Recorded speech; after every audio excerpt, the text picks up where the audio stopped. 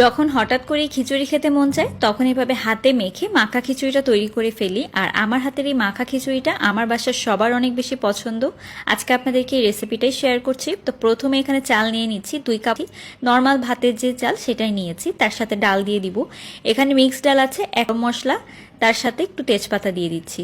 রসুনের কোয়া দিয়ে দিচ্ছি, একটা বড় রসুনের কোয়া খুলে দিয়ে দিয়েছি। আদা কুচি দিয়ে দিলাম, কাঁচামরিচ ফালি দিয়ে দিচ্ছি, একটা পেঁয়াজ দিয়ে দিলাম। পেঁয়াজটাকে একদম চিকন করে কেটে নিতে হবে। গোটা গোটা জিরা দিয়ে দিচ্ছি। আর এখন একটু হলুদের গুঁড়া দিয়ে দিব, তার সাথে লবণ, শুকনা মরিচের গুঁড়া। এখানে কিন্তু আমি ধনিয়ার গুঁড়া বা ধনিয়া ব্যবহার করছি না। তো লবণ দেওয়ার পরে এখন শুকনা মরিচের গুঁড়া খুব সামান্য পরিমাণে একটু দিয়ে দিব। দিয়ে দিচ্ছি পরিমাণ মতো তেল। তো এখন সব কিছুকে ভালোভাবে একটু নেড়েচেড়ে মিশিয়ে মেখে নিতে হবে খুব ভালোভাবে, যতক্ষণ না পর্যন্ত একদম মিশ্রণগুলো বা মশলাগুলো ভালোভাবে মেখে যায়। তো এখন পানি দিয়ে দিচ্ছি। তো একটু মাখা মাখা করতে হলে পানির পরিমাণটা নর্মাল যেই খিচুড়ি রান্না হয় তার থেকে একটু বেশি দিতে হয়। তো প্রেসার কুকারে 4-5টা সিটি দিলেই কিন্তু তৈরি হয়ে যাবে। এই বৃষ্টির দিনে এরকম মাখা খিচুড়ি, মরিচ ভর্তা, ডিম ভাজি হলে আর কিছুই লাগে না।